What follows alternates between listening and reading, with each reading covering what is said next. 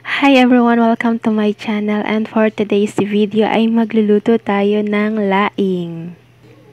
Ang sarap talaga ng laing kapag may sahog ito ng karni ng baboy, yung may konting taba at lagyan pa ng sili. Ako, mapaparami ka talaga ng kain ito.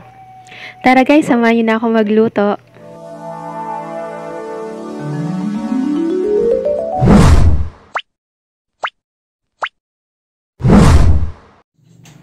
Ito yung lulutuin natin, 10 piraso ng dahon ng gabi. Medyo malalaki to guys.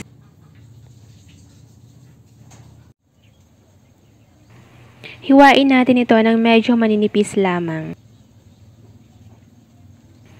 Pagkatapos nating mahiwa lahat ng gabi, dahon ng gabi, ibilad naman natin ito sa araw. Simula umaga hanggang hapon or pwede rin na 5 oras lamang. At ito na ang binilad natin na dahon ng gabi. Pwede na natin siyang lutuin.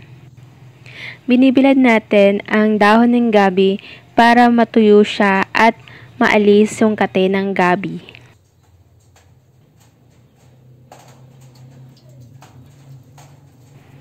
Ayan, simulan na natin ang pagluto. Ilagay na ang gata sa kawali at lagyan ito ng asin. Lagyan na din ito ng luya, bawang at sibuyas.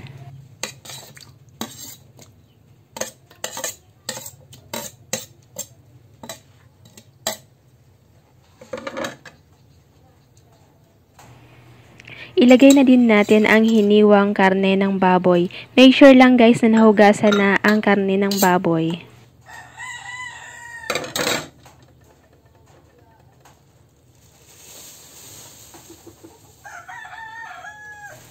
Ilagay na din natin ang pinatuyong dahon ng gabi.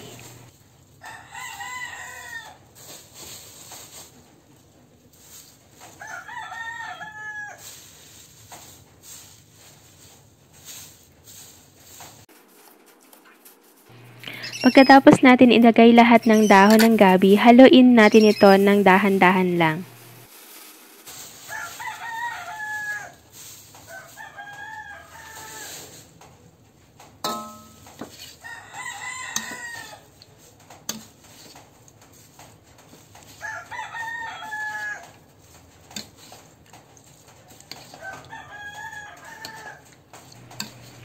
Takpan at lutuin natin ito sa katamtamang apoy lamang. Lutuin natin ito ng 6 na minuto.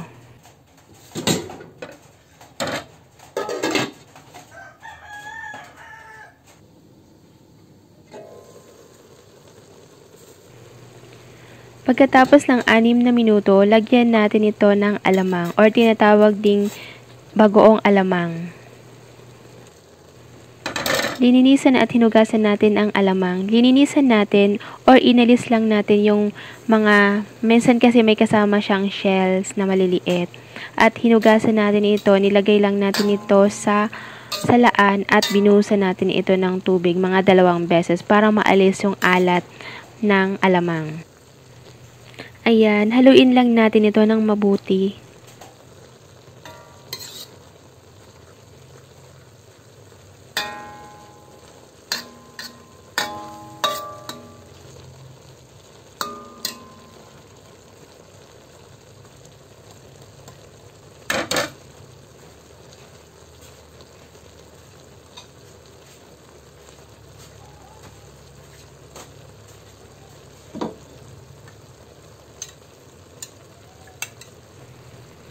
Ayan, lagyan na din natin ito ng hiniwang isda. Optional lang to guys. Pwede rin naman na hindi na lagyan ng isda.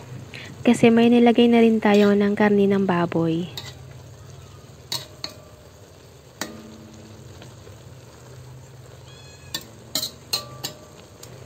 Lutuin lang natin yan ng 4 na minuto.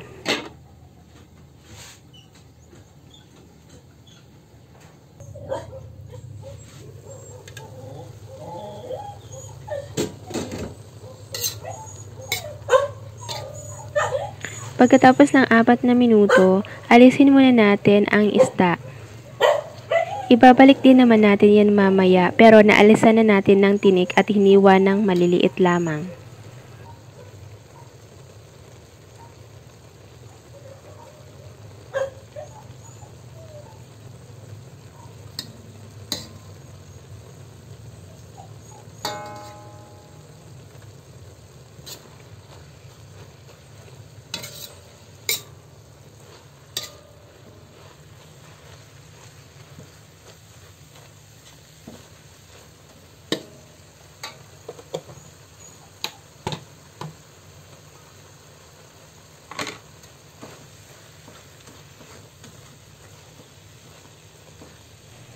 Ilagay na natin ang kahang gata or ito yung unang piga.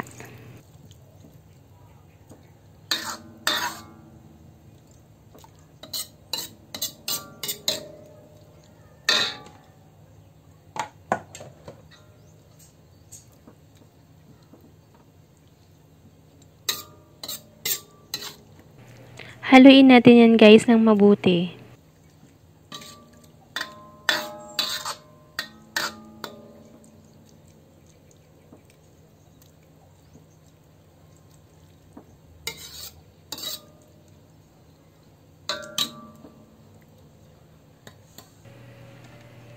Lagyan na din natin yan ng siling haba at mag-slice din tayo ng sili, yung maanghang, yung tinatawag na siling labuyo.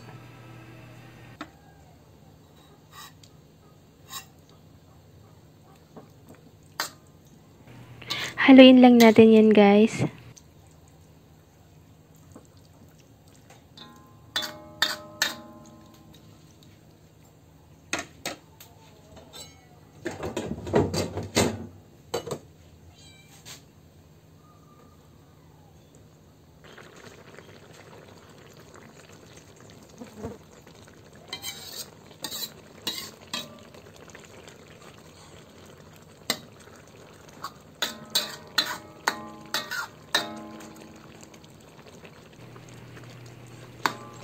Ilagay na natin ulit yung isda.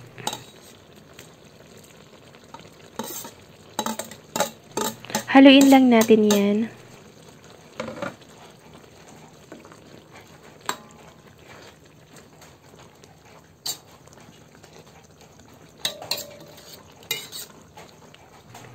Lutuin lang natin ang gata ng 10 hanggang 15 minuto. Huwag natin itong tatakpan.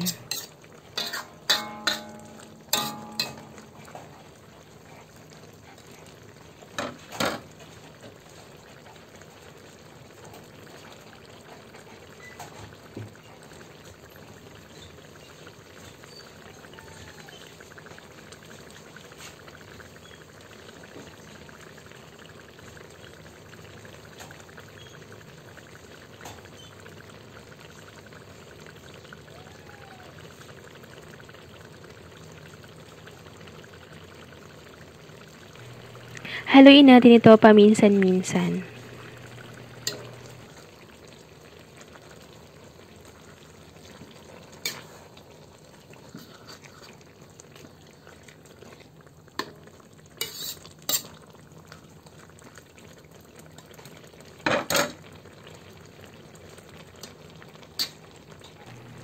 Tikman na natin guys kung okay na ang lasa.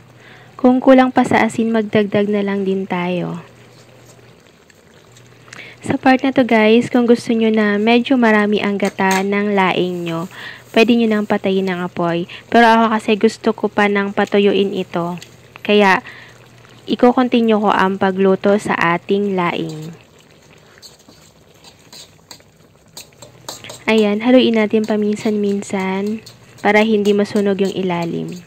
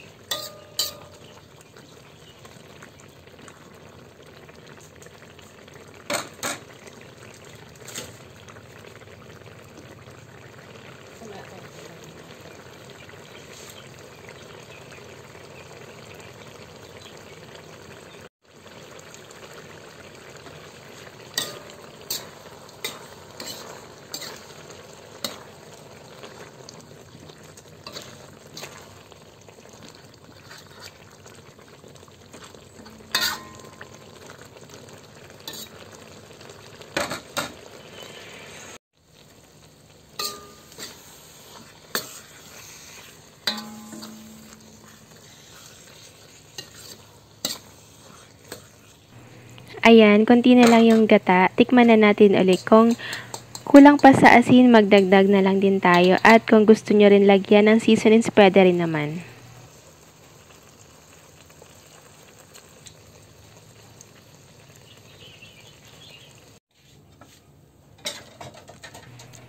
Ayan, i-off na natin ang apoy at iserve na natin ito habang mainit pa with rice.